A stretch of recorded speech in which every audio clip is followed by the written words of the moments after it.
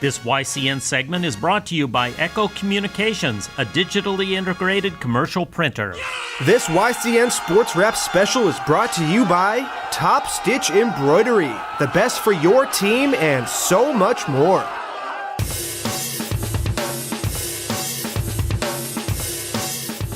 Hey, welcome back to this special episode of YCN Sports Wrap, focusing completely on this year's 2017 football team from Windsor, Vermont. So before the break, we saw the Yellow Jackets take down Woodstock in overtime to hold the top seed and a first-round quarterfinal bye heading into the playoffs. So in the semifinals, Windsor easily took down Springfield 36-0. This set up another huge matchup against Woodstock in the Division III finals. The Yellow Jackets have now beaten the Wasps 3 straight times, dating back to last season. If they wanted to win their second consecutive championship and finish the year perfect, they'd have to take down Woodstock for the 4th time in 2 years. So now, without further ado, let's jump right into the Division III title action between the defending champion Yellow Jackets and second-ranked Woodstock.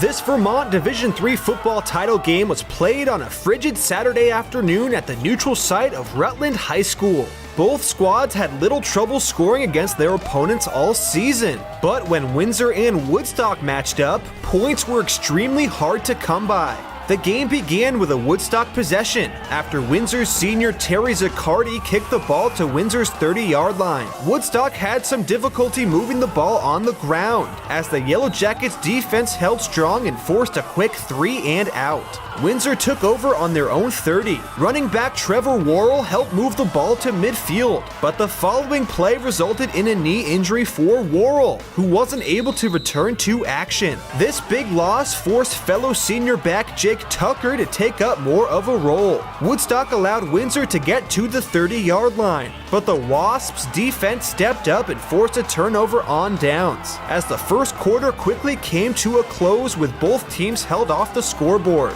Woodstock ran a couple of plays in their own territory, but soon a handoff from quarterback Trevor White to running back Patrick Potter was bobbled, and Windsor's Gavin Harriman and Josh Gaudette were in on the play with Harriman recovering. The Yellow Jackets offense wasn't able to capitalize on the turnover, however, as Woodstock's D was solid, forcing their own turnover on downs. Senior Elliott Shoemaker and junior Charlie Amato made big stops for the Wasps, but again, Windsor quickly forced a punt, as the Yellow Jackets line was extremely effective, stopping Woodstock's running game. After a few plays from Windsor's offense, they were knocked back to their own 10-yard line on 4th down, which forced them to punt. But Seth Balch only was able to boot the ball to their own 30, which put Woodstock in excellent field position with just over 1 minute left in the half. A big 25-yard pass was completed to Brendan Schwartz from Trevor White, as the Wasps were now on the 5-yard line.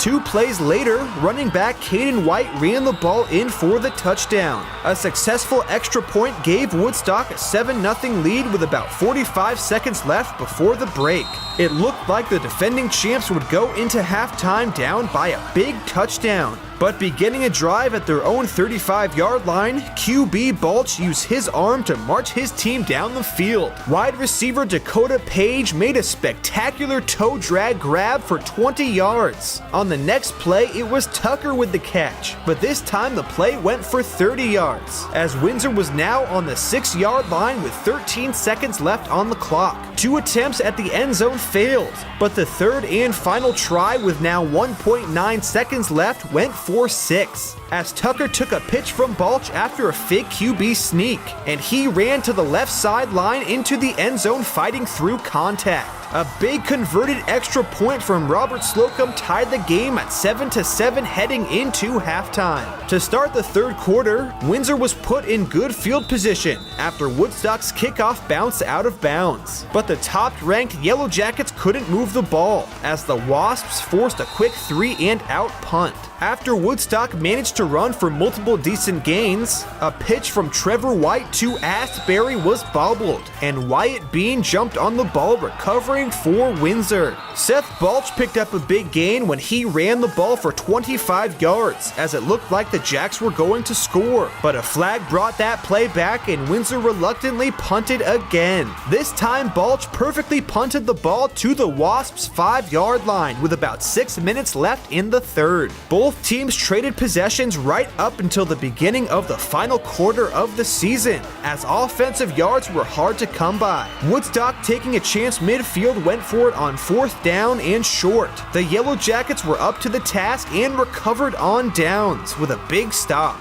3 plays later, the Wasps got the ball back when Elliot Shoemaker recovered a bobbled handoff from Balch to Tucker. Both teams continue to struggle offensively as defense ruled the afternoon. At one point, with about 6 minutes left in the season, Windsor turned the ball over on their own 40-yard line, as the Wasps now had a golden opportunity to take the lead in good field position. But Windsor's D held strong and forced a punt after only a few plays, as they took over at their own 25. Both squads held possession before the final seconds of regulation ticked away, with neither having any real chance to take the lead. So to overtime we go with a 7-7 score. Woodstock won the OT coin toss and elected to play defense first. So Windsor was given 4 downs at the 10-yard line to score, per VPA overtime football rules. On the very first play, a handoff was given to Tucker, and he ran to the right side of the end zone for the score untouched. A huge extra point missed, so Woodstock still had a chance to take the lead down by 6. The first 2 attempts for the Wasps featured handoffs to Asbury and Caden White, which earned a total of barely 2 yards. Woodstock, now at the 8-yard line on 3rd down, decided to attempt a pass. QB Trevor White made a fake handoff and rolled to the right side.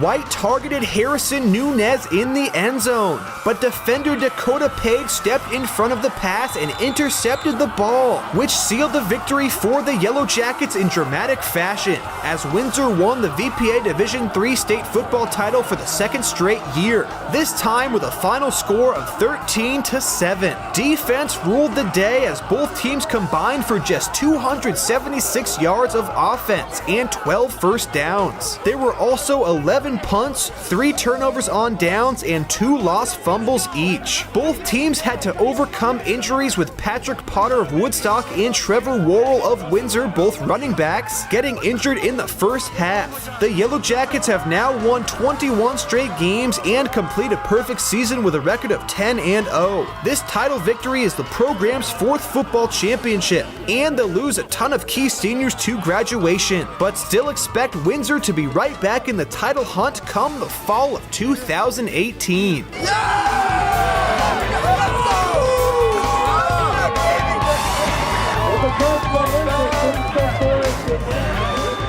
Congratulations to the 2017 D3 VPA football champions, the Yellow Jackets from Windsor. It was another remarkable undefeated title season that won't soon be forgotten. We're going to take a quick commercial break, but when this special episode of YCN Sports Wrap returns, we'll be taking a look at our Player of the Week award winner, brought to you by Top Stitch Embroidery. We'll also be hearing from a number of other Windsor players who played huge roles in their team's win. Stick with us.